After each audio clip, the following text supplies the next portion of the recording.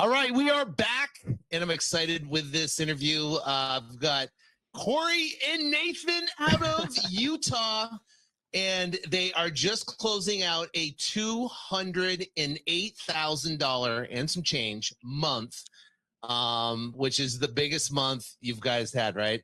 Biggest month, $208,000. Just so you can put that in perspective, I just Googled the what the average American makes, right? So the average American makes $51,000 a year. So you made over 4 times what an average American makes in an entire year in 1 month. So, we've got some that's amazing, isn't it? I mean, that's something. I just when you put it like that, Sean, that is kind of crazy,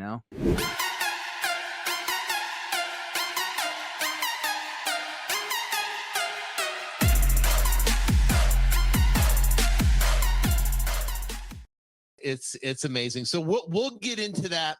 And what I like to do on the podcast is kind of really dig in deep. So people, when they listen to this episode, they can go back and apply some of the information to give them really good nuggets where they can go back and apply whatever we're talking about and make money. So something that will allow them to go make money after they're done listening to it. Cause it's great hearing stories. It's great hearing, how it's done and backgrounds and what's happened and stuff, but it's really great, to hear actionable to-do items that someone could that could learn listening to this and then actually go out and make an impact in their life and actually do something. So that's the mission of the show, is to, because, listen, there is not many people in this world right now that make $208,000 in a month. And it's been able to do that. So to have you guys here is amazing. Now, the cool thing is, you guys love to share, right? You bet. You have your own podcast. So what's the name of your podcast? It's called Investor Thrive podcast. Well, I mean, on YouTube, our channel is called Nathan Payne's Investor Thrive TV. I mean, you can find it super easy. You're just typing Nathan Payne, and it's the first YouTube channel. Thank goodness no one is more popular than me with that name.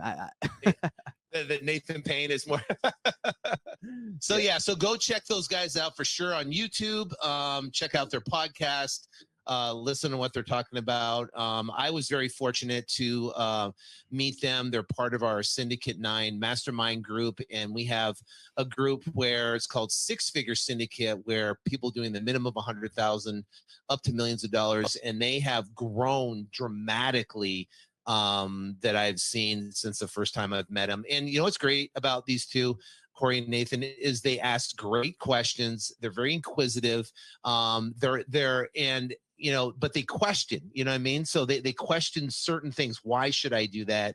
And they really learn about it. And I wouldn't call you guys analytical per se, but you've asked a lot of really good, deep questions. And I think, you guys are all in your business, your numbers, and you went out and you've absolutely killed it.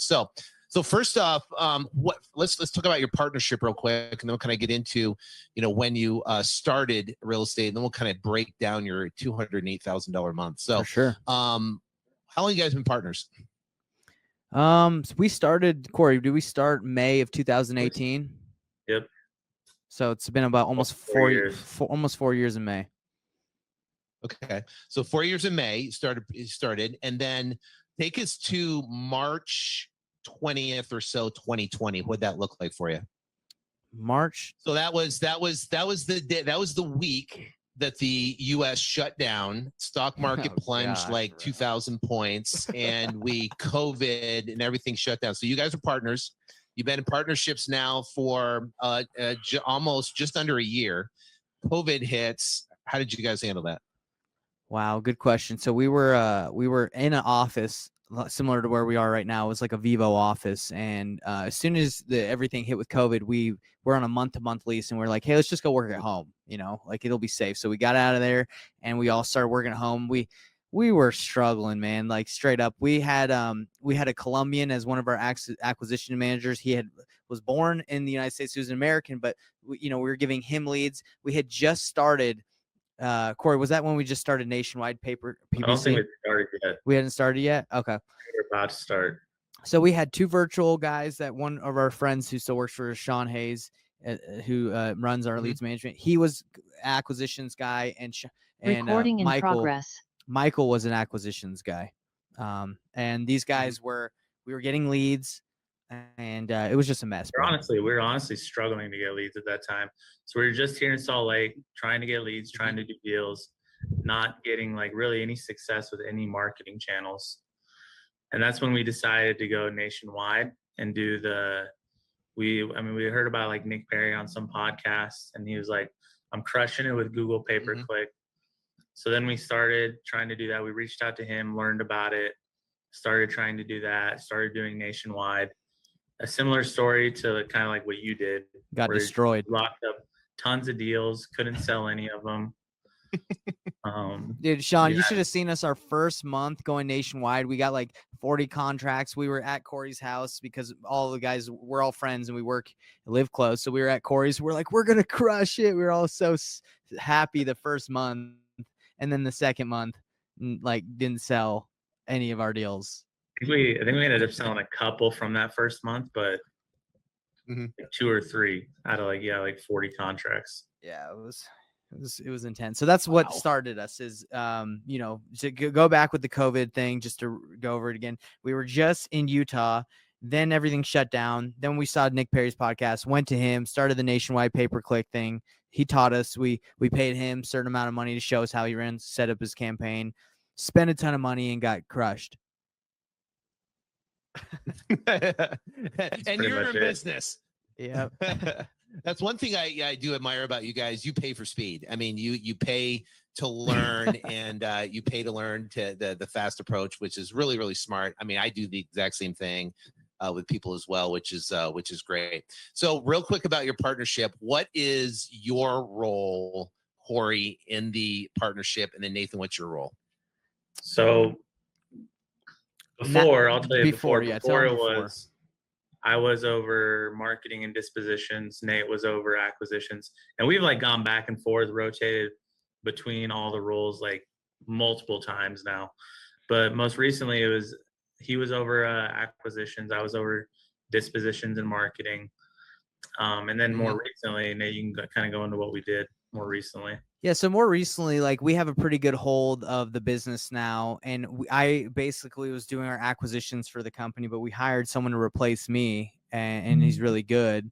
So I've kind of gone fully into like kind of like our coaching / like content, and just building a presence of like helping beginners, right? Helping people that are brand new to where we were, because I think, like, from what I've seen from a lot of coaching, it's just like a bunch of educational videos, which are great, but the beginners really need a lot of hand holding, and in the beginning, that's really hard for people to do, is give them that hand holding. But I want to kind of provide that. So that's kind of like what we're doing, is like, hey, let me kind of show you, and you can, JV with our company, you can leverage our business. We can help you dispo your deals. Kind of like you can partner with us, right?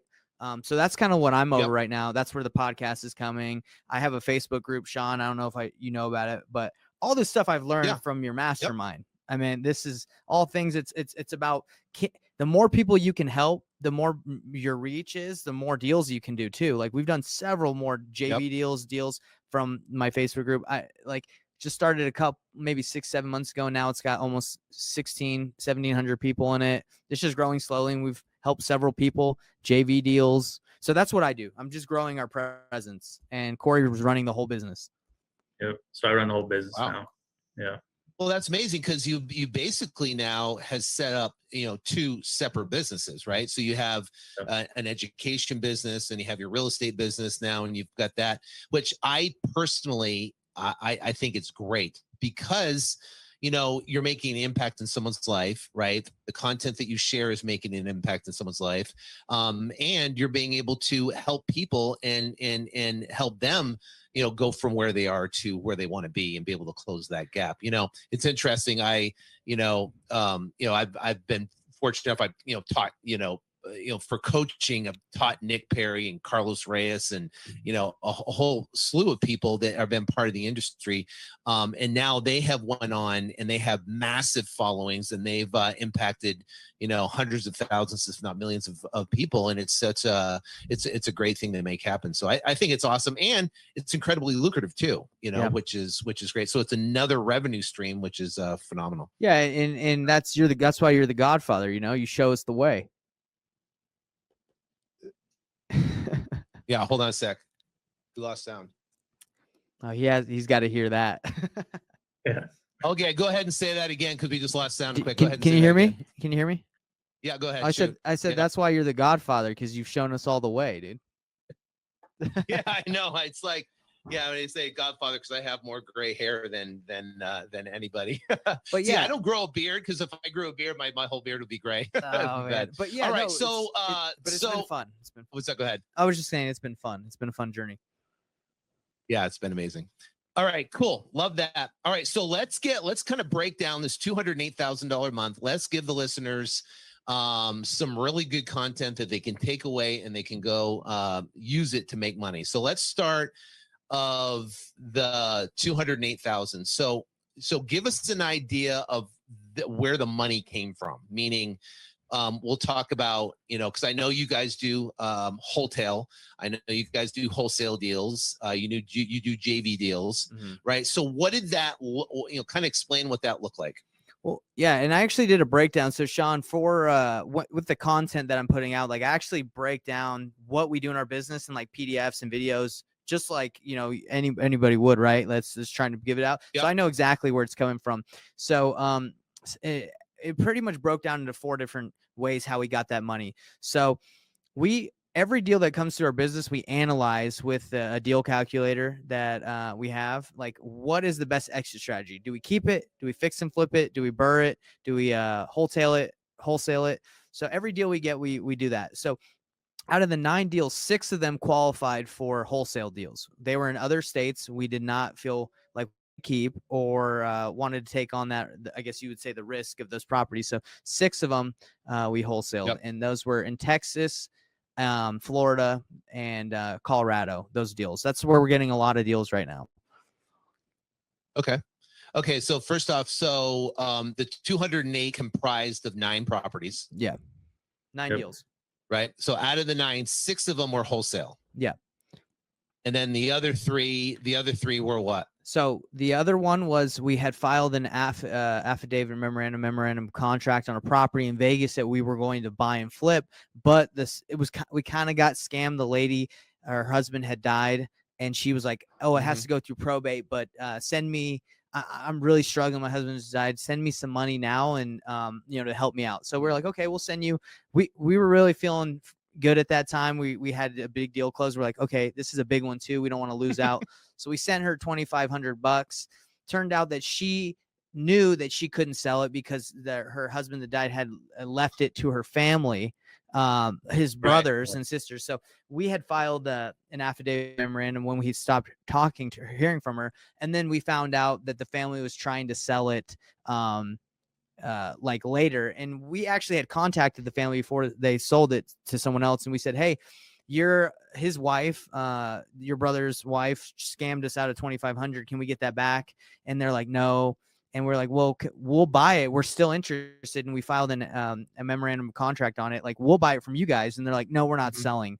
And then we found out like 5 days later from a title company that yes, they were selling. They were just trying to get rid of us, right? So Open Door actually bought it, and we were like, "Yeah, well, we're going to let it go if you recoup our costs that we lost on sending people out there and the money." So they were like, "Okay, fine." So one of the deals was $4,500 from them, paying us to release our cloud. Paying that off. Yeah.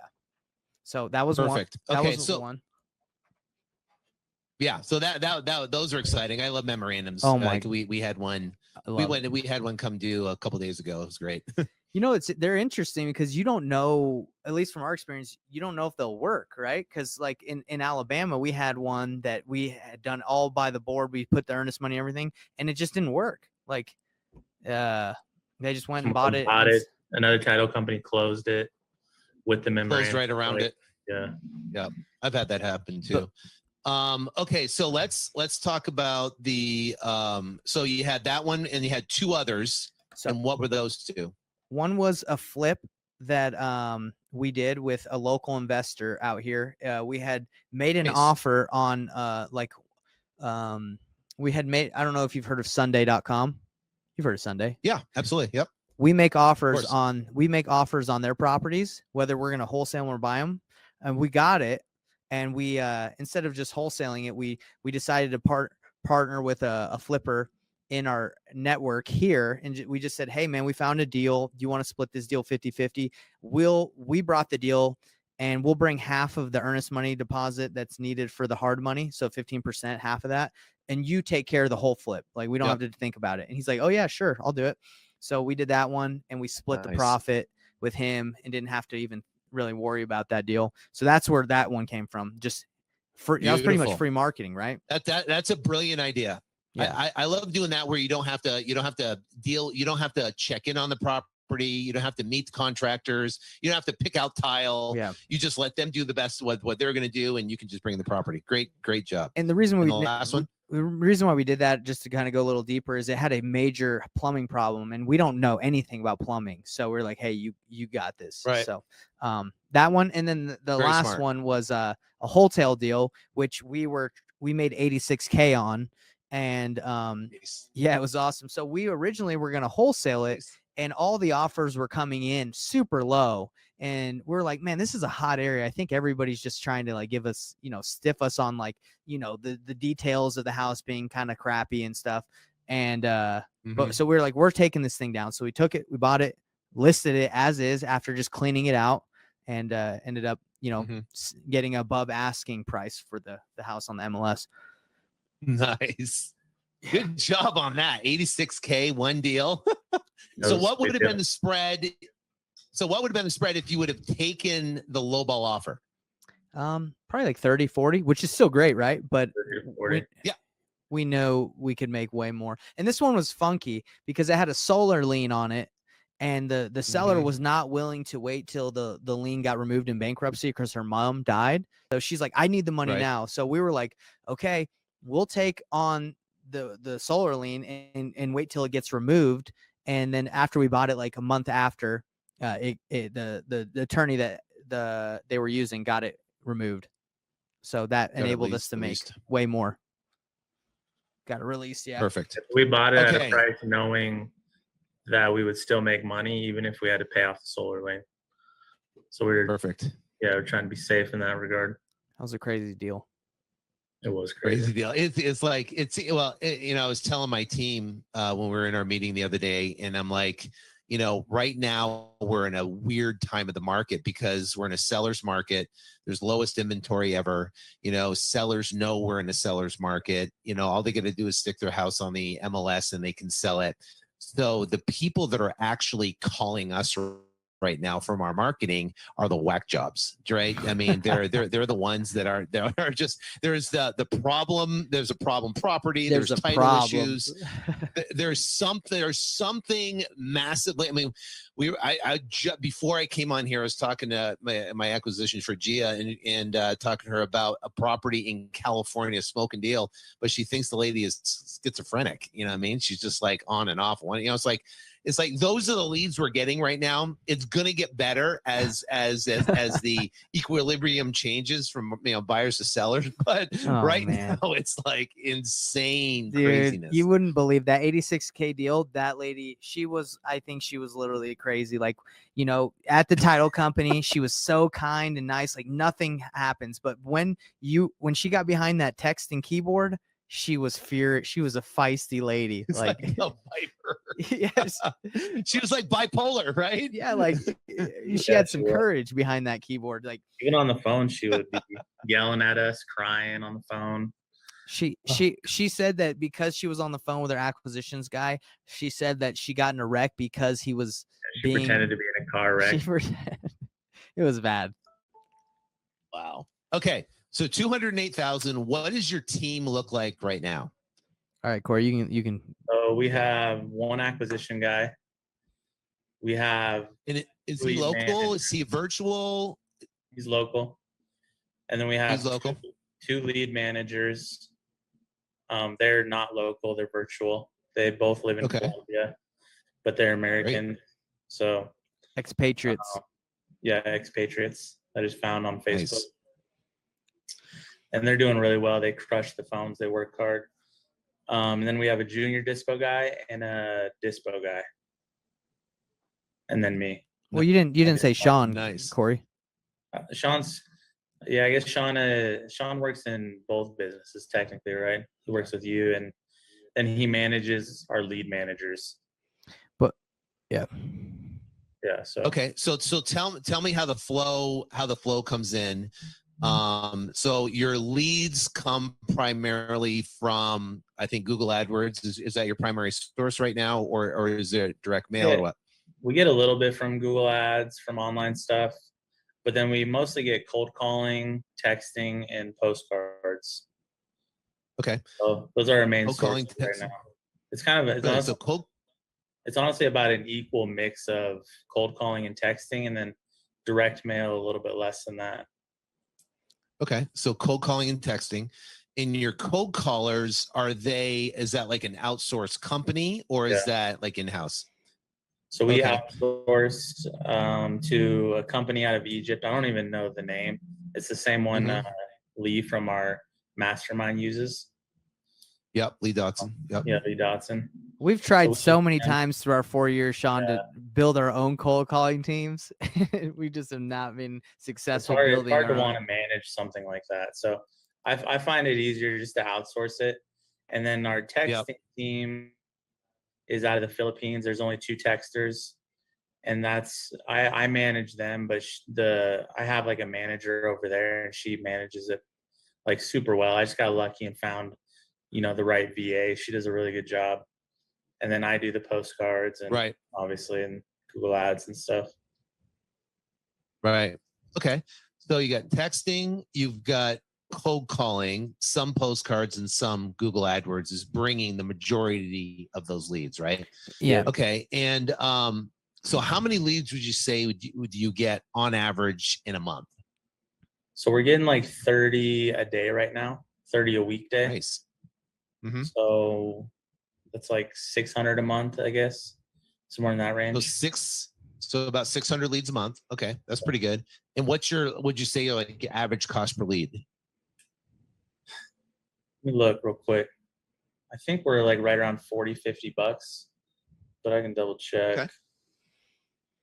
And not to mention, Sean, but we've also, shout out to Brandon Simmons, your guy. He's helped us out a ton. When we first went to your mastermind, before we started, we were kind of in trouble. We had done all that PPC that we told you about, and we were crushed in debt. And crushed in debt for us is like $50K. We were like, oh my gosh. So which is a lot. It is a lot. But he's also taught us not only to market and paid, but to do organic marketing, like to always be networking, to JV, to make offers on the MLS. So we do that a ton too. We do a ton of like prospecting. Yeah, that's how you get that Sunday deal. Yeah, exactly. You're not going to get anything without making offers. So that's been something huge. Corey Boatwright also helped us. We make tons and tons of offers. Corey, don't we make an offer to literally everyone that hits our CRM? Yeah. Yeah. Yep. Everyone gets an offer. Even if it's unqualified, everyone gets an offer. Yeah. Cool. Okay, so you get cost per lead around 40. It's like $47 a lead right now. Okay, that's great. $47. And what's your leads per deal, would you say? We're right around like 100 still. Yep. So we're Which I think that's just how it is when you go the other route. The route of cold calling, texting. It just takes more. Yeah, it's definitely going to take more because you have cold calling. It's cold, right? So you're gonna bring a lot of leads in, and you have to nurture them over their time. Okay, so you made a really, really good point. So everybody that comes in your lead managers, whether they're qualified or not, they get some sort of offer. Yeah. So if it's like not someone who's ready to be like good acquisitions, we make them like a prelim offer. So they have kind of a number so they know like about where we'll be at. And then we keep following up and we just follow up with them. And then stuff that is like ready, I guess, kind of ready to make a decision or there's some motivation there. They pass them to the acquisition, set up an appointment. He calls and, makes them an offer. And then, whether they accept it or not, then we do a lot of follow up. So everyone gets an offer. So question, what's your offer look like? Is it written offer with an expiration date? Or is it a verbal over the phone ballpark type of thing? So with lead managers, like the preliminary offer, we call it a preliminary offer. So they get a text and an email, not like a contract or anything, but like a text and an email. So it is in like written form so they can refer back to it. Yep. And opportunities, like they all get written contracts. So I don't know if I got to talk to the acquisitions guy. I don't know how much he does like has it expire or not expire. I know I've told him to have some expire. I mean, it's kind of up to his discretion whether he has them expire or not. I think he most of the time, I think he pushes them to have an expiration to kind of push them to, at least give us a yes or no. I think if it was me, I would put the preliminaries. I put an expiration in bold.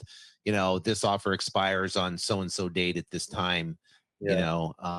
That creates a little bit of urgency, and I'd have a little clock inside the email that would tick down. That's a solid point. Pretty cool. That's a solid point because if it expires, it could say, "Hey, at beyond this point, reach out for additional offer or another offer or whatever." Maybe so we did it. Yeah, or an updated pricing because the market's moving so quick. Perfect. Yeah, exactly. One thing we just started doing is printing off like a written offer to send, and that has like an offer deadline on it. So we send that in the mail. Show them the envelope, Corey.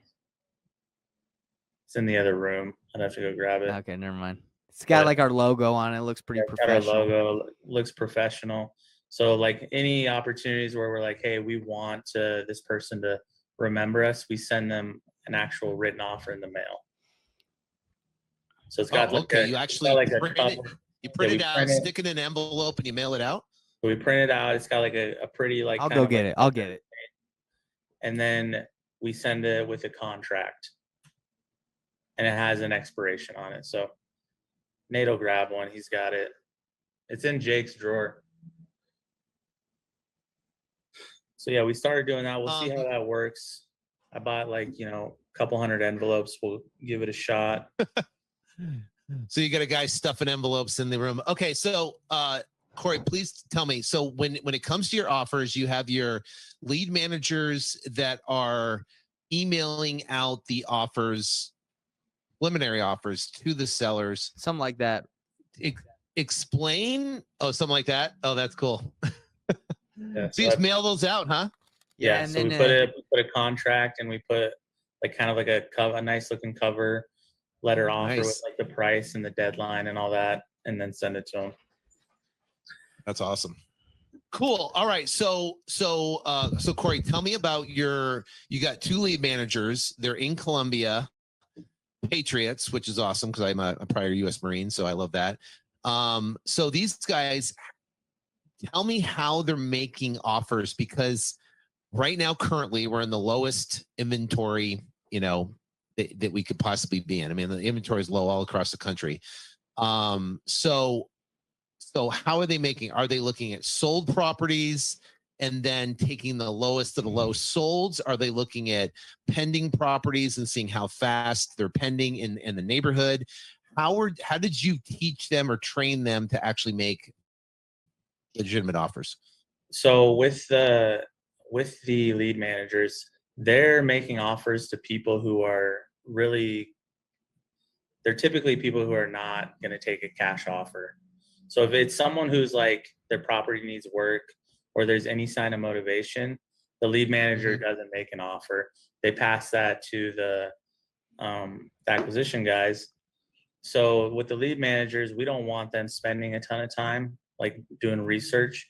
So they do a quick, Zillow Redfin check, and then do like 70 to 85%, depending on the market of that. And then we give those like leads that are unqualified, essentially, like whether it's like a retail or the property doesn't need much work, or there's really like zero motivation, or timeline's way off. We just kind of give them a base number. That way they have something from us to make. I guess my thought was it makes it seem more legit, right? If we give them an actual number versus not give them a number. So if anything happens, they can come back to us. So it's really more of like a quick thing. We don't want them spending a bunch of time researching, but they do look at Redfin. They look at some Redfin comps, and then base an offer off that. Okay. So they'll take Redfin, they'll take Zillow, kind of do an average of it, and they're going to send an email of roughly 70% of that value. And is that a hard number offer, or is that a ballpark number? Meaning, is it 280 to 295? Yes, and we're going to be in that range once we find out more details. Yeah, we do a range. So we do like typically like 70 to 80%. And give them somewhere in that range. We're basically following the model. We're basically following the model of Open Door. You want an offer from Open, because we've tried to sell a lot of deals to Open Door, and they give you a giant range, and you're like, "Ooh, I'm excited about the higher range," and then they go see your house, and then they freaking lowball you after they've seen it. So then you're 20,000 under the low range. Yeah, exactly, and that's what's happened to us. So, but people like Open Door, right? Because they feel like, okay, this is credible, this feels professional, and my theory on making offers to everyone, even if they don't answer, is, Sean, you know it. We on PPC, they don't just fill out one form; they usually fill out 10, right? And then they have 10 people trying to call. Right. Yep. They got the 10 people trying to call, and what we used to do is we used to just call.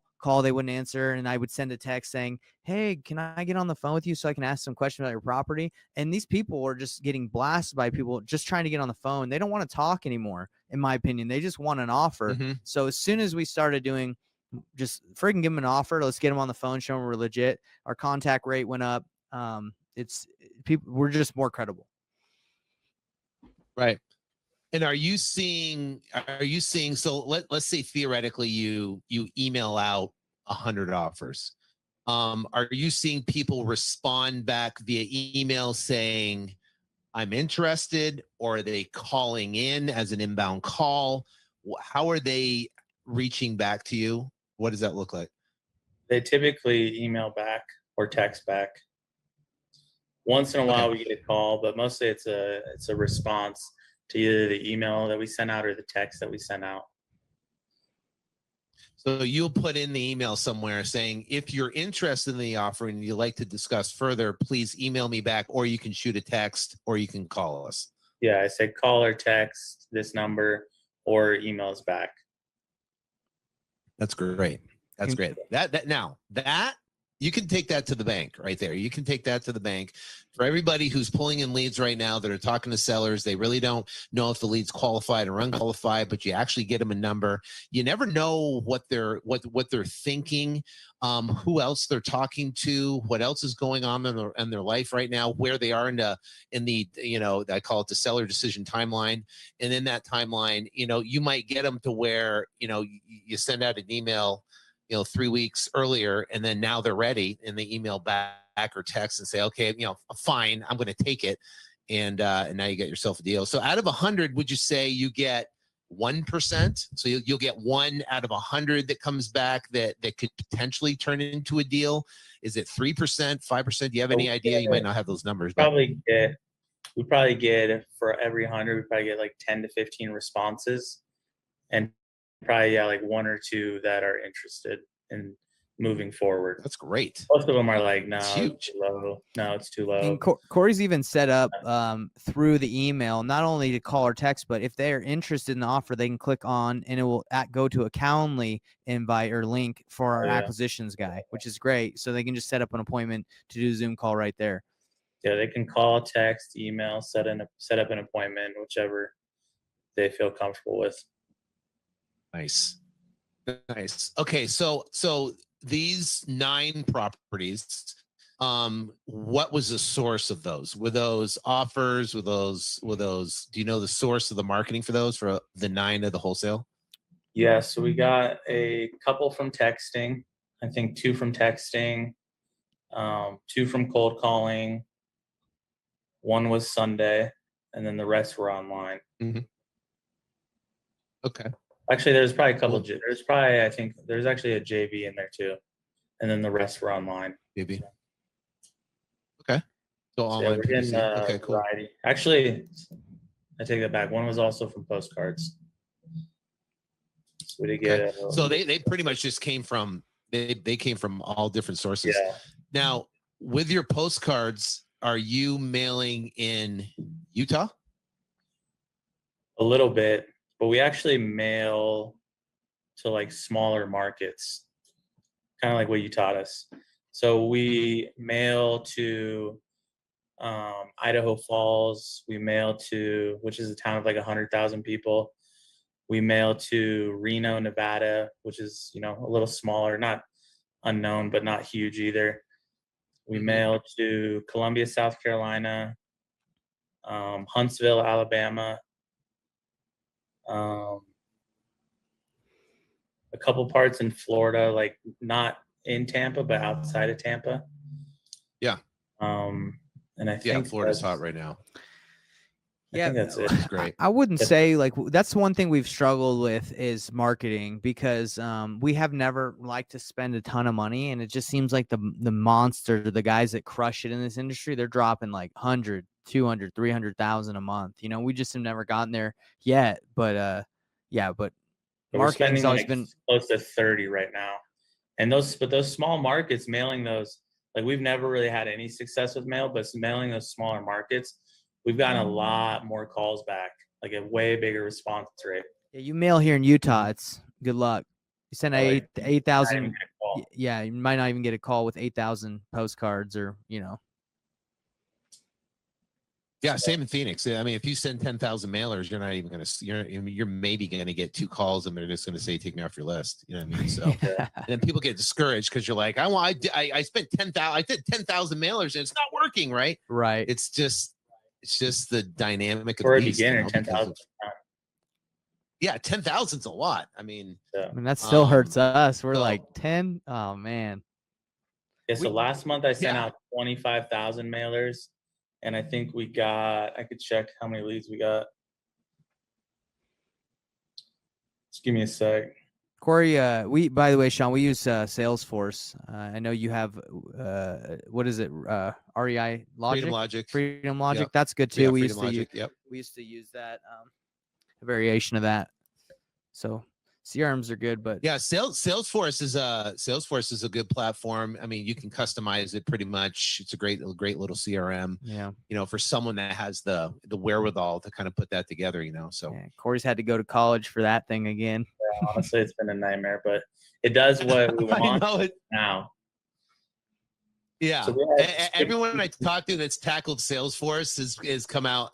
You know, they spend a lot of time on it. It was brain damaged, but they got it to a point where they can handle it. I had a meeting with a guy last week. He asked me if I would recommend it, and I really didn't know how to answer that. I was like, I don't know if I can recommend this to you because it's such a pain that I honestly don't know if it's worth it. Once it's set up, it's worth it, but like it's been a battle. But last month we had 60 leads from postcards, which is probably more than we've got in the last like 4 years. Wow. Combined from all the postcards we did. How many postcards did you do, Corey? 25,000 or 2,500? 25,000. It's 25,000. So that's even a low response rate too. Yeah, well, I think those are like actual leads. Oh, those are actual leads. Okay. Yeah, so there's responses and leads. So those are actual leads that are coming. That's great. That's great thing. Okay, so leads come in, your 2 lead managers. Are they working 9 to 5? Are they working odd hours? Are they working 24/7? What's the deal? So they work 9 to 5 right now. So and that is Utah time, Mountain Standard Time? Actually Eastern time. So Corey, you got to tell them about our struggles with the leads stuff management, though. Yeah, well, what's that? most of our stuff is on the East Coast, like Florida, like Alabama, Texas, so East and Central time. So yeah, they work, Eastern time. Okay, so 9 to 5 Eastern time. They take inbound calls. They're making their offers, and they schedule an appointment with someone that's motivated. And then what's that gap in appointment time? So if somebody lead calls in right now, are they scheduling an appointment within minutes, within hours, within days? What's that look like? We try to do immediately, unless Okay. he's on a call, or we do immediately unless he's on a call, and then it's okay. Let me have him call you in like a half hour, or if the seller wants to call back at a later time, then we put it when they want it. But if they don't care, we do it immediately. And to set up that appointment, do they go into a Calendly and then they set the appointment form and then it automatically goes? Or how's that? What's that transition look like? That's just all in the CRM. So you just do it in Salesforce. So they just set up Salesforce. Yeah. And it gets on the, so it makes an appointment calendar, and then they send them a link in Slack to the opportunity. Got it. So then he sees that opportunity, and your acquisition guy gets on. And what has been the best process for him to actually get the contract? Is it been he talks about, is he using a underwriter? Let me talk to the underwriter. Let me get back to you. Is it where here's my number, and here's how it works? Or, what do you think is working best for him? Yeah. So what the sales process he goes through is he gets on the phone, talks about motivation, timeline, that stuff, kind of digs a little deeper into that. And then we use the underwriter thing that kind of that you taught us. You taught us that too, Sean. Yeah, he uses the underwriter. It works. So yeah, after he talks, he kind of gives him a range, right? And then he's like, but I need to verify with my underwriter. We'll probably be in this range. Gets off the phone,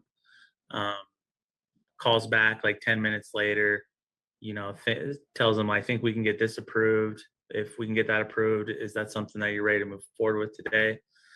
And then they say yes or no.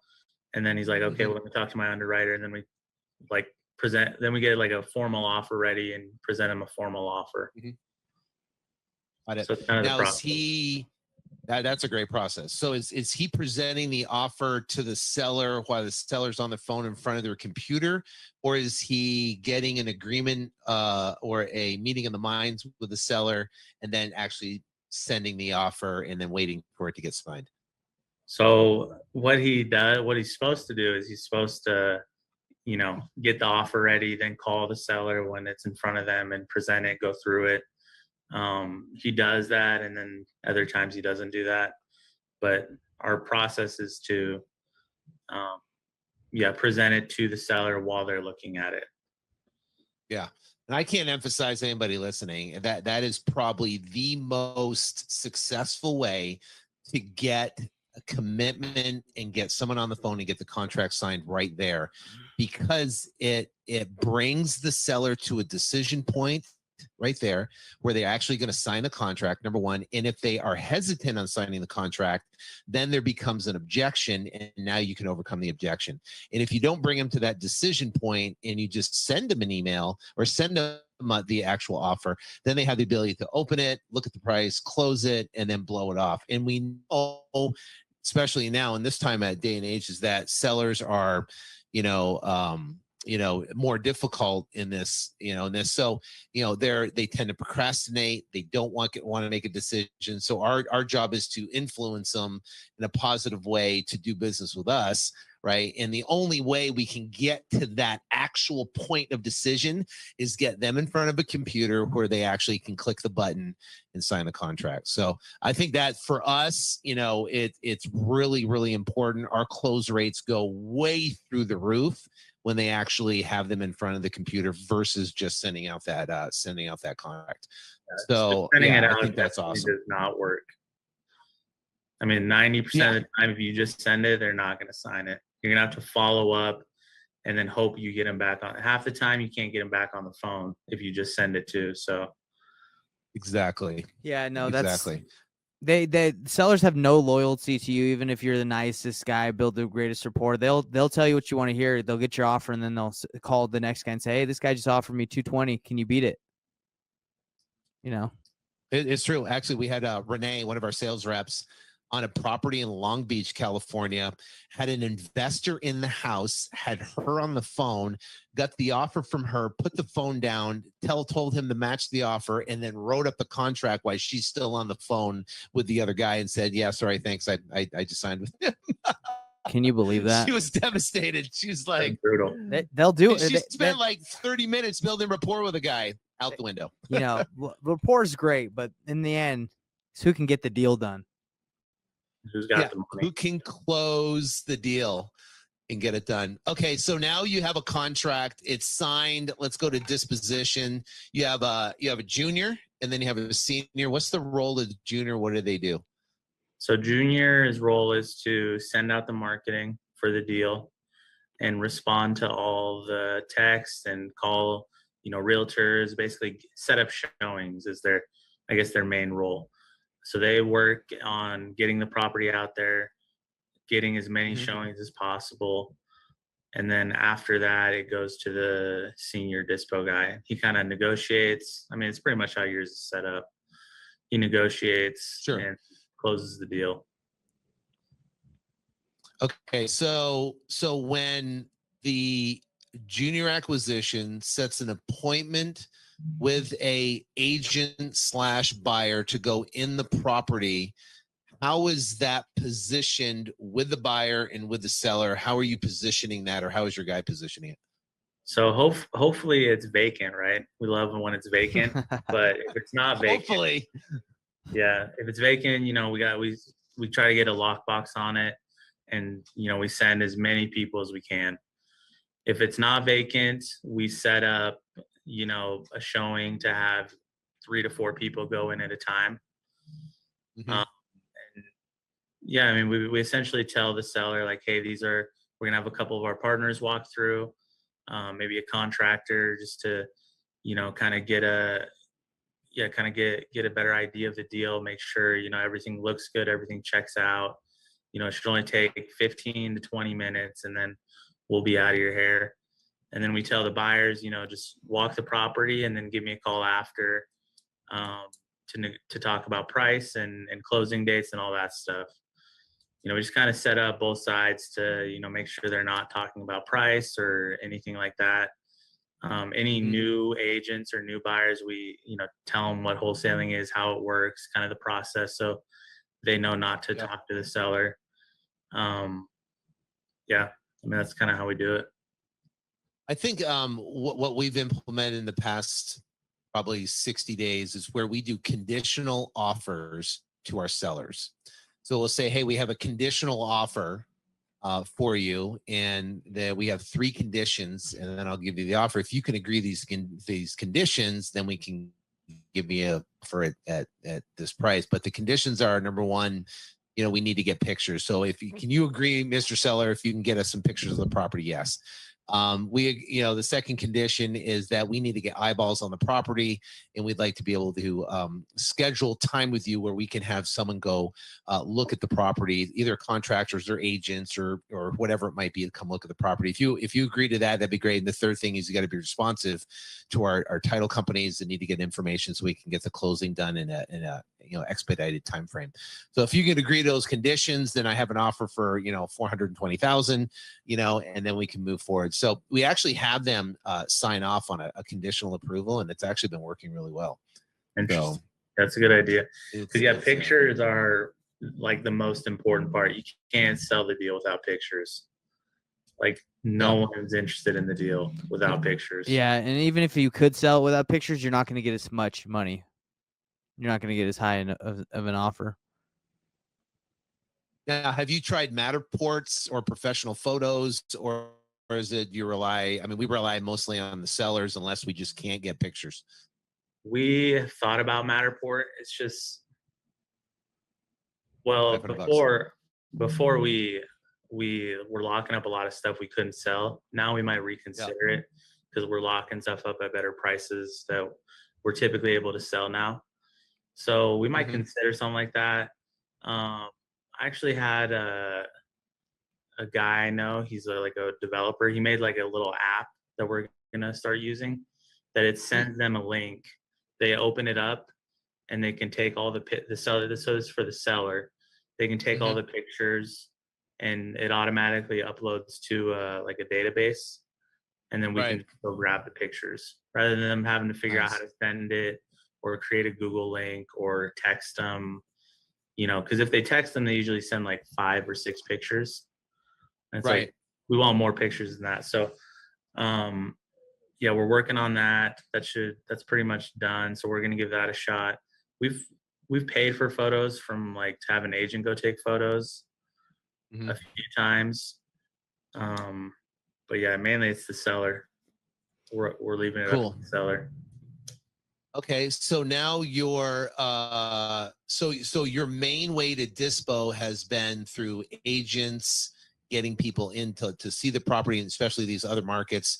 So that's been your main way of dispoing. Have you done other methods that's worked well that maybe we don't know of? Once in a while we JV if we can't find our own buyer. So we're not afraid to let someone else give it a shot, like a local guy. They might have, you know, some other connections that we don't have. Because, I mean, we're reaching out to most of these people. If it's a new area, we're reaching out to them cold. So we don't always get the best response rate. Or like, I mean, we're using skip trace lists, so we don't know if the phone numbers always work. You know, there's a variety of factors that go into that. But we JV with some. But that's pretty much what we do. We send it out to the cash buyers. We send it out to the flipper agents from REI Automator. And then we'll call agents from realtor.com. And then if we can't sell it still, we'll start reaching out to other wholesalers. Okay. Awesome. That's pretty much all that's your whole business. Now, all that. So we now we do put it on Facebook. We put them on Facebook and Facebook groups, trying to, you know, see if there's any buyers that are on there. And we do find buyers on there once in a while. So yeah, that actually works. Yeah. Facebook works. All right. So this $208,000 a month, what was, say, your top 3 biggest struggles to get certain properties through the finish line? What would it, like, say, 3 of the biggest struggles that you had to go through to get whatever property through to the finish line? And then let's talk through that, how you overcame that problem. Yeah. Number 1 issue is probably title companies. Title companies or title problems, just title in general. Like with one of the deals, we're dealing with like HOA. Yeah, we did one in Boca Raton, and I think we had to. We could have closed like probably within like in January. Supposed to goes in January, but you know the HOA apparently had to approve the buyer that was buying it, and it just, you know, no one really knew what they were doing, especially title. And then another deal, like we mentioned earlier, had a solar lien on it. So we had to work through that. Because the solar lien was $47K. So without the solar lien, we would have made, you know, cut our deal in half, a little over half. So. And the other one that we had with the buyer, remember how I told you we split the deal 50-50 with the flipper? That went under contract about 4 times with traditional buyers with traditional financing, and it fell through 4 times. And it's because, you know, they'd go, we didn't completely flip it. We fixed the plumbing problem in the bathroom, and the rest we just left as is, because that's, you know, you don't really need to spiff stuff up too much around here to sell it. Right. But it fell through 4 times, and, you know, we put it out there at $319, so we had an asking price at $319. They backed out. I think someone wanted like $321. We tried it. They backed out. So we were getting kind of discouraged. And then someone came in at $335 when our list price was $319, and we were like, yeah, let's, even if it doesn't work out, it's already fallen through so many times, let's try it.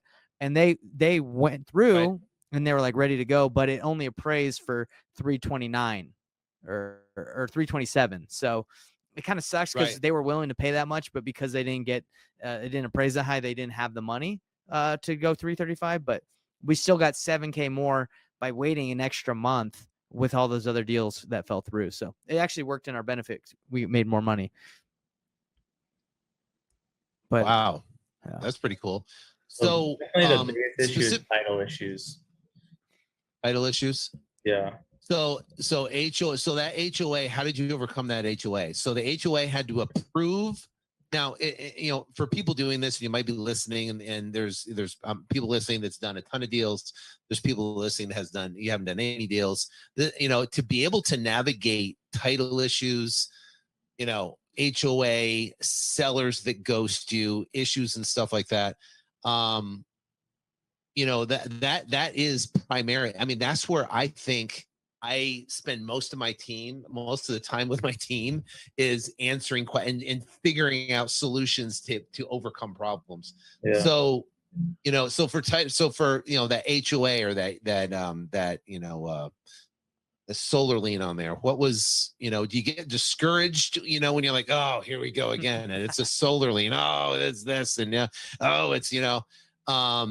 or it's easy. I know. I'm like, geez, is there just a clean deal out there? Yeah, honestly, I think there's not right now. Yeah, I think we're so used to it. Like every deal has something. It seems like every deal.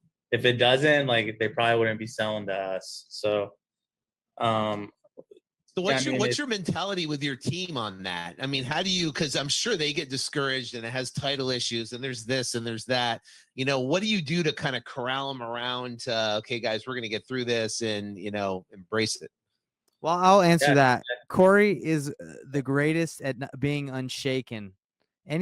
Something crazy could happen and it doesn't faze him. So he is the what do you call that, Corey? Jordan Peterson says that you're temperate, it's very even. Like, is that what the word is? You're pretty even deal, right? Yeah. I don't know. I feel like I think everything has a solution, right? Yes. It's just a matter of figuring it out. And most of the time, it just takes a little time, and we'll figure it out. So as long as we can keep in contact with the seller, keep them on board, keep the buyer from getting frustrated. As long as we can keep that open communication, I feel like we can get most of them closed. It just takes some time. So as issues come up, just let them know, like, hey, it'll be worth it once we get it closed. This is just the way this business works. That's why we make a lot of money doing it. Yeah. And again, just to kind of go over what I said again about Corey being a great leader, he is. It's you just have to be I guess positive all the way through, right? Because my mentality, or I guess my personality is like highs and lows, right? Like I'm excited, but sometimes I get really frustrated. But Corey's like right here, so when something happens, it's almost like we're ready for it because something could always happen. We're not counting our money until it's in the bank. Yeah, that's another thing. Keep your expectations, at bay till the money's in the bank. Yeah, I tell my team, and I'm like, listen, the reason why you have a job is that your job is to be the greatest problem solver on the planet, to be with these sellers. If you can solve the biggest problems, we're going to make the biggest impact and make the biggest paychecks. So I said, so embrace the problems, because that's why we get paid what we get paid. And embrace. If we didn't have any problems and they just list their property, sell it, and then they could turn around and close it, and they don't need us. So embrace those problems. That's why we have a job, and let's just figure out that there's always a solution. We will find a way to overcome it, and 99.9% of the time, just like you said, there is a solution. So yeah, we've only had the last 2 years that we've been doing kind of all over the country. We've only had 1, maybe 2 deals we haven't been able to close from title issues. And so most of the time, we close them. It's just a matter of, getting it figured out. Right. Persistence. And sorry, Sean, I want to say what's really exciting about what we're learning is, the problem, like you're talking about, the bigger the problem, the more money you'll make. When we first started, we didn't know how to solve the simple problems like closing within 2 days, right? Like when we first started, if someone's like, I need you to close in 2 days, we'd be a little worried. But you still there? Yeah, I'm here. Go ahead. Yeah. So anyway, last video. Keep going. Yeah, but closing within 2 days was a problem that we didn't think we could solve. But now it's like we can close today if we have enough, titles clean. So it's things like that like are exciting because it's like, oh, that's not even a problem for us anymore. And I'm assuming with more and more time, you can solve more and more problems quicker. Yeah, and then what happens is what I've found is that you have you've seen it before. The more experience you have, the more time in you're in the business. Guess what? You're going to run across another title issue. You're going to run across another, solar lien in the exact same situation. You're going to run across, and next thing you know, you find out that there's very similar problems, and they repeat over and over and over again. And now you've been like, oh, what? I already did that. You got to do this, and you can get it done. So here's one for you that's been happening a lot recently. So what do you do when a seller ghosts you? Right? You have a buyer lined up. You're set to close. It's a $25,000 deal, and all of a sudden, happens. Seller ghosts you. What do you do? What's your method? What's been working for you? Easy. We've been dealing with this one since the beginning of our deal. You basically flex. You got to flex on them. It's like, hey, you know what? Look, I know you're there. I've sent you a text. I've sent you an email. I've called you. You're obviously not responding. So we've gone ahead and exercised the right to file, a notice or affidavit, a memorandum, whatever you want to call it, memorandum of contract. And we will be there when you go to close. So just, you flex and you say, hey, like we've done this. We've won many, I guess, battles or, through the situation, and we're ready for the situation. And even it reference the part in the contract and maybe even send them a screenshot and be like, this is what you agreed to. So, And we tell them too, like, hey, we've started like, cause we added a specific performance clause in our contract. We started saying like, hey, if you think you're going to sell it to someone else, we'll sue for specific performance. Like you agreed to sell us this deal. Yeah. I mean, it sounds kind of like we're threatening them. We're not, you agree. We're basically saying like, hey, you agreed. You got to live up. Well, it also says in the contract, time is of the essence, right? So time of the essence means that they have to perform in a timely fashion, and ghosting and not signing contracts and not being there and not filling out, that is not time of the essence. Right. And that is a breach of contract essentially. So, but we call them from tons of different phone numbers. We'll text we'll friend burner lines. We'll friend request them. We'll send them a little DM. We're not kidding. We do that. Most of the time, at least from our experience, it's been like the seller's phone gets turned off, right? They didn't pay their phone bill or something like that.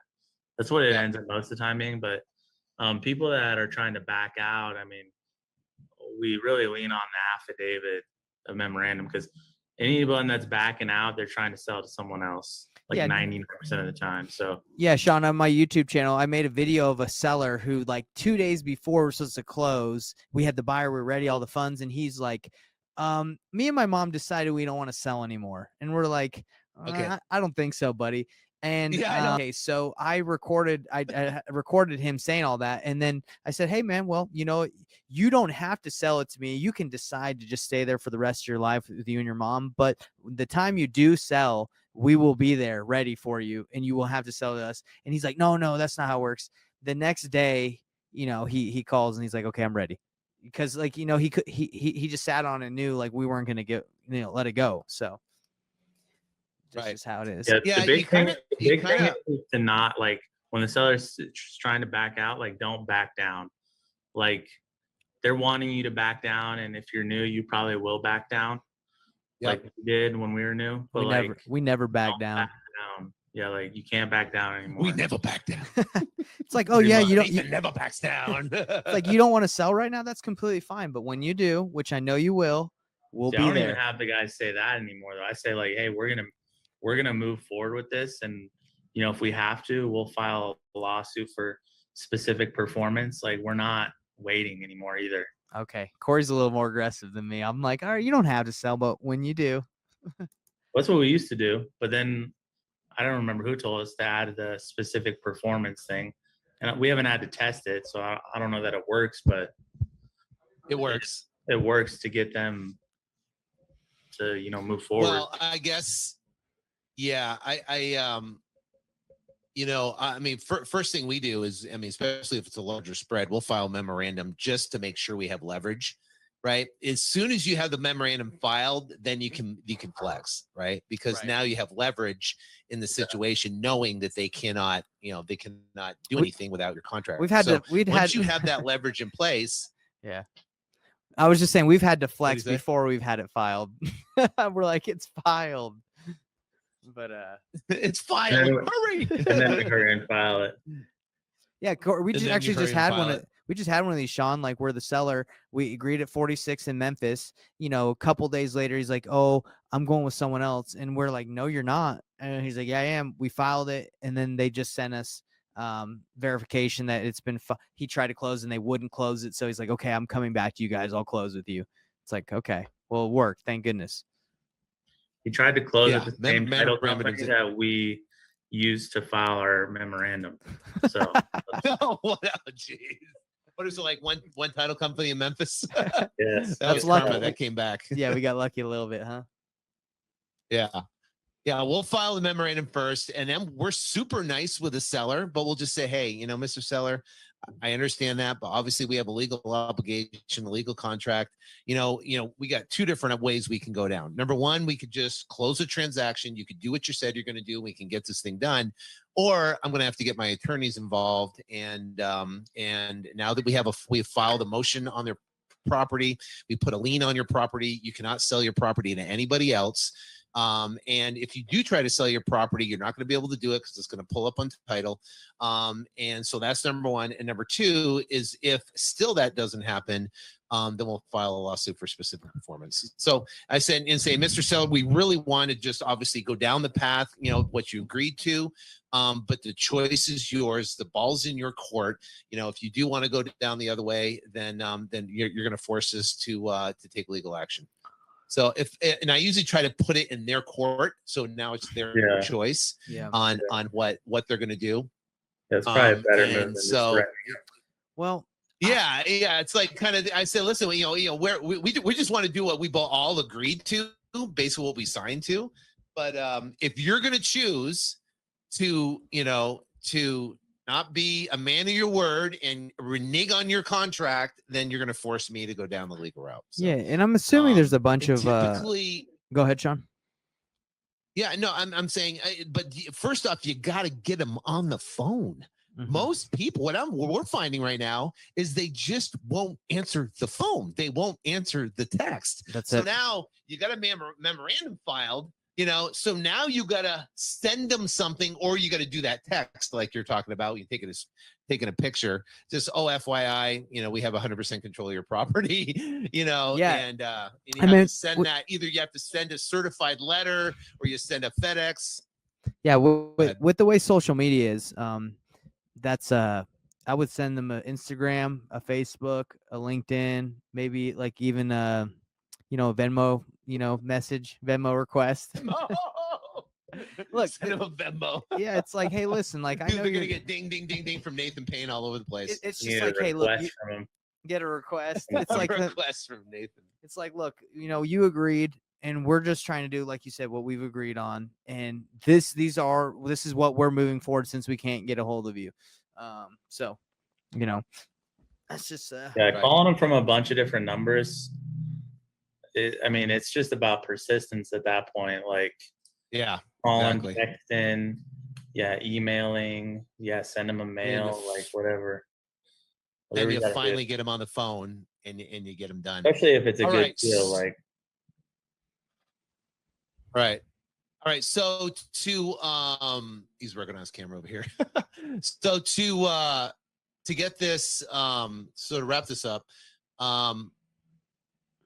so when you were in the midst of struggling, in that time where, things weren't working, you had credit card debt, and you're in that frame right there, and let's say someone else is going through that right now and they really want to make this work, and they're putting their time and energy into it, and they're dreaming about it. They want it to work, and a $208,000 month I mean, they can't even fathom. But I mean, that's like the pinnacle of success for a lot of people to be able to accomplish. I mean, literally that's 4 times what an average American makes.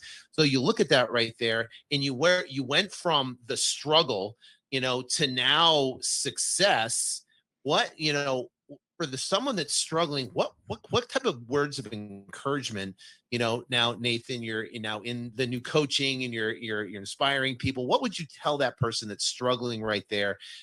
Because you've been through it, and you both of you have gone through it, and now you've come out on the other side of success. What would you tell that person that is in the middle of that struggle?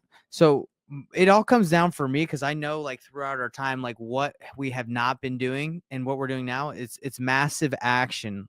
When me and Corey first started, we would, make a couple cold calls, like a couple hours a day. We'd flyer a little bit. And now, comparing like the action that we took when we first started and getting limited deals to like now, it's just action nonstop. It's making offers, it's leads coming in, it's calling. It's just a lot going on. And I think a lot of people struggle is starting in real estate because they think maybe 3 offers a day or 3 offers a week is going to get them a deal. That's not going to get you anything unless you get lucky. You have to be making multiple offers a day. You have to have leads coming in. If you do not have paid leads coming in, you need to be making offers on MLS, calling agents. I mean, you got to go put out a lot of effort.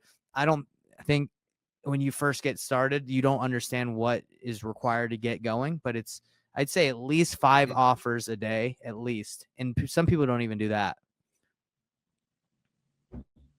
That's and I like that a lot because because you can literally put your head down and work your way out of the swamp. The problem is people get paralyzed, and they're like they just like they're like in the swamp, and they get paralyzed and like what to do, instead of just putting your head down and doing what is going to make money. What's going to make money is generating leads, making offers, getting contracts signed, and selling those properties. So exactly. That is the thing. So what about you, Corey? What would you say to someone that's in the midst of the struggle? Yeah, I mean, along similar lines, like, you got to put in the action. Like, even 5 is probably a little low. Like, if you're in that much debt, you need to make as many offers as you can.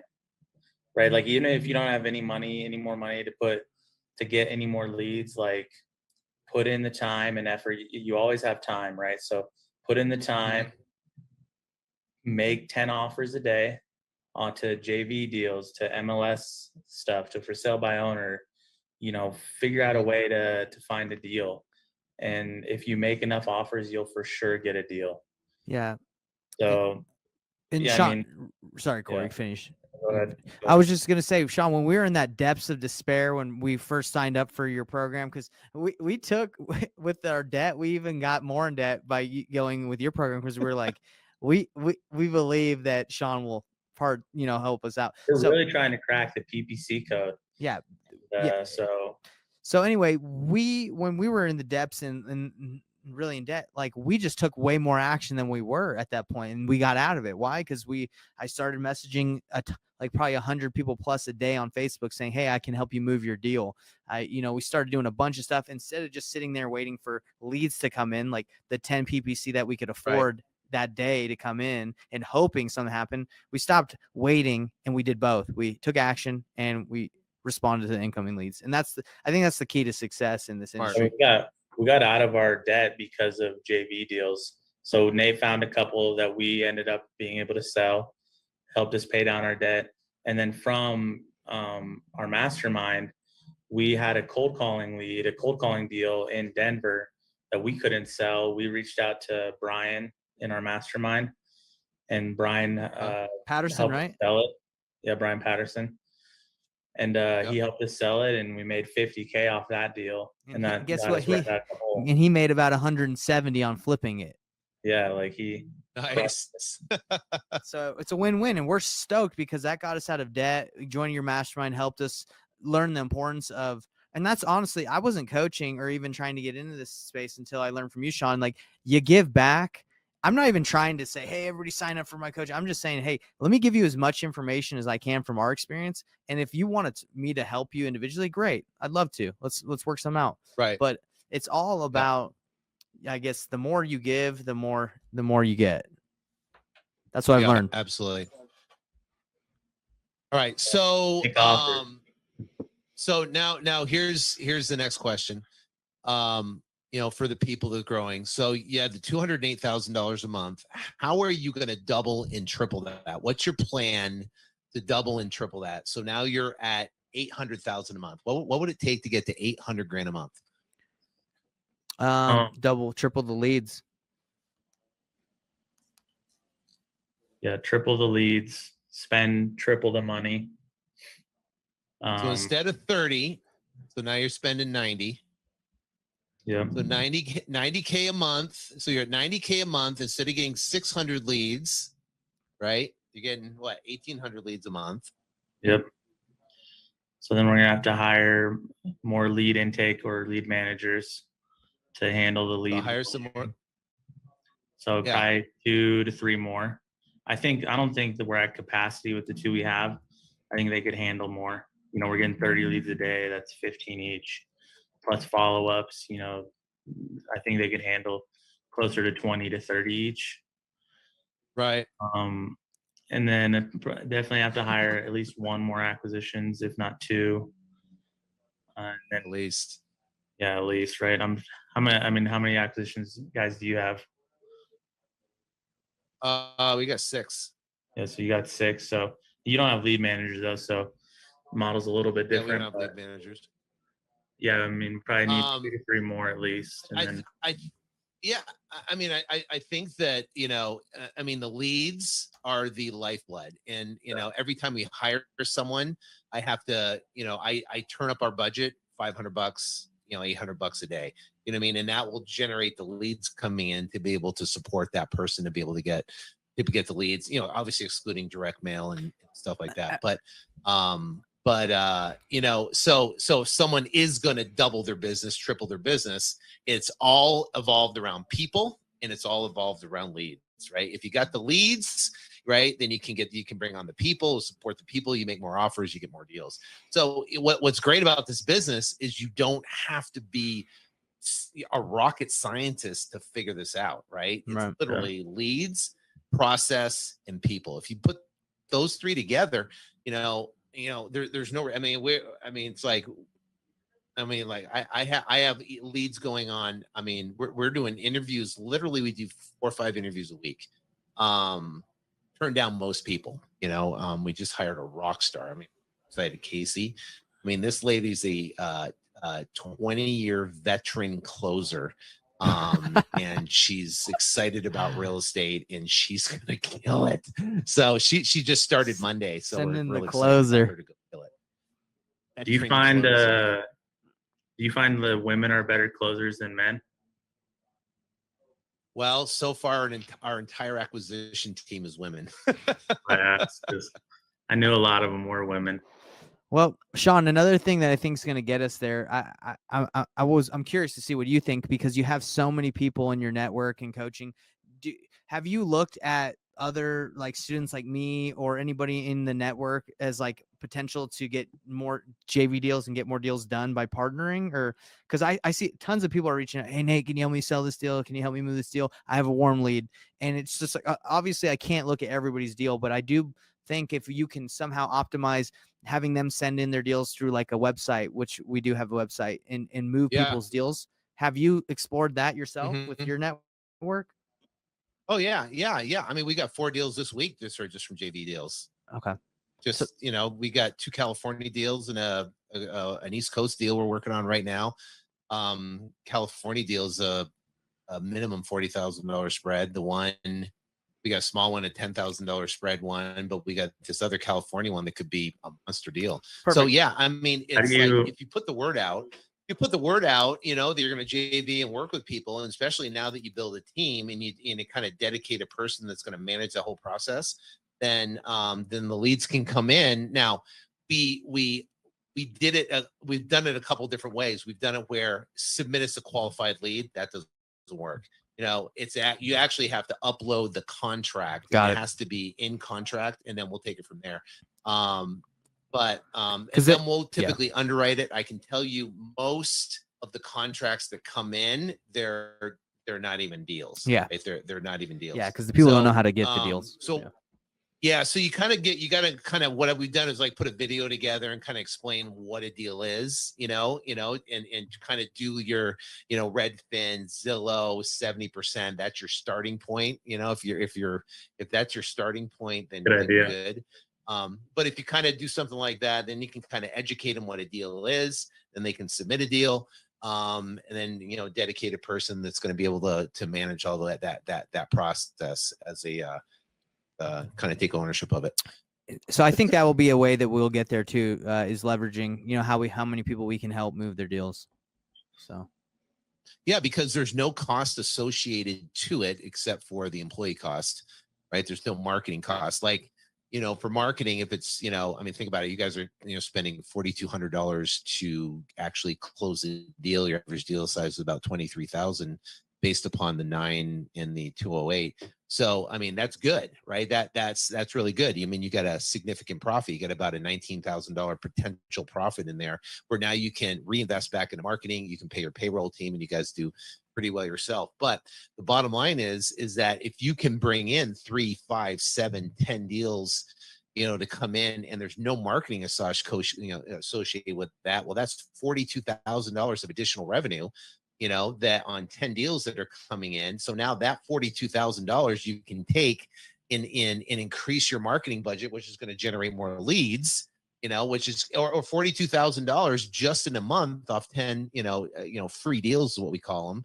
Well, now you can hire somebody, right? You can hire a person, or 2 or 3 or 4 people that can help you scale your business. So, which is cool. So that's the goal. Awesome interview. If you guys going to leave one thing apiece for the audience, what would it be? So Nathan, one word of encouragement, suggestion. I know you said action. What would be one thing that someone is probably, you'd probably pay for speed, right? Pay for speed. Well, I think you could spend years and years trying to figure this out yourself, or you can sign up for Six Figure Syndicate. You can sign up for a First Check Challenge. They're everywhere, right? It's just who do you want to work with, right? And I think everybody will help you get there quicker. I wouldn't say everyone, but you've helped us a ton. I like the mastermind format. I've learned from it. Mm-hmm. I see the value. So that'd be for me. Is you want to get in this industry, you can spend $5,000 on mailers and not get a single phone call, or you can spend $5,000-$10,000 on, what I have, what you have, what these other guys have, and you can actually get value and get a good start. So pay for speed, that which we've done. I think it's helpful. Cool. Corey? Keep your lead flow up. If you don't have leads, it's your business is not a business. You're just, if you don't have leads, you're not going to have a business. You're going to have a lot of work on your hands. So once you get leads, you can build a business. So get your leads up, learn how to get leads, and you'll get deals. Even if you're not good, you'll get a lot of deals. You can get deals if you have enough leads. Awesome. So pay for speed and pay for leads. Pay for leads and pay for speed and pay for leads. Right? Yeah, and Sean, we'll be seeing you at Corey won't be able to make it, but I'm excited to see you at the end of the month. And dude, I just love learning from you and from all the greats. So I appreciate you taking the time to chat with us, and hopefully you can come on Investor Thrive podcast. I got 272 subscribers, so nice. It's growing. I am there. Maybe we can do it when you're down here. Oh, man, that'd be awesome. So again, thank you guys. Appreciate it. You guys have grown so much, and you've really, really done well. I'm super impressed and super proud of you guys for going out there and crushing it. So anybody listening right now, go to YouTube, check out Nathan Payne. Yeah. Go to it's Nathan Payne, Investor Thrive. Nathan Payne, Investor Thrive. Check out that, or go to iTunes. Check out the podcast. You can learn more from him and Corey. And again, you guys are rock stars. Greatly appreciate it. Yes. One last thing. Wholesaling real estate, Wholesaling Real Estate Mastermind is my Facebook group that I started because I love the Yep. mastermind idea that you had. So I made one called Wholesaling Real Estate Mastermind. Join it. I do free, we do a deal analysis call every Thursday. We do a celebrity dial where we actually dial with people in the group, and not even students, just people. We'll call your leads for you, critique you. So we're just trying to give out as much as we can, Sean. And yeah, so I think that's a great idea. Yeah, it's pretty fun. We had a guy. Yeah, I think that's a great idea because, because new people want to know how a deal had, where it came from, what was the situation. Most people are afraid of calling, people. So, so if they're able to see an example of someone that's actually done it, which is great, and it kind of puts you on the spot, which gets your adrenaline flowing. It's kind of fun. Yeah, we had a guy yesterday. He got fired up on the seller. There's a guy in our group that Scott, and I don't think he got fired up, but it was a pretty funny call. But yeah, every Tuesday we do that, and we call it the celebrity dial, like a celebrity shot when you're playing beer pong or water pong or whatever you want to call it. It's the celebrity shot. We call it the celebrity dial. Get on that phone. Let's help you out. Start dialing. And that's every Thursday? Every Tuesday at 4 p.m. Mountain Standard Time, and the deal analysis is every Thursday at 1 p.m. So okay, got it. I mean, we'd love to have you check out his Facebook group. We'd love to have you do a celebrity dial for us one time. Hop on the group. Oh, that'd be fun. Make a call. Like that'd be fun. We'll close some deals. That would be fun. That'd be fun. All right, guys. Well, congratulations. You guys rocked. Great interview. Thanks for knowing all your stuff. I greatly appreciate it. I think there's a ton of nuggets for people. And I'll see you guys soon. Later. Thank you.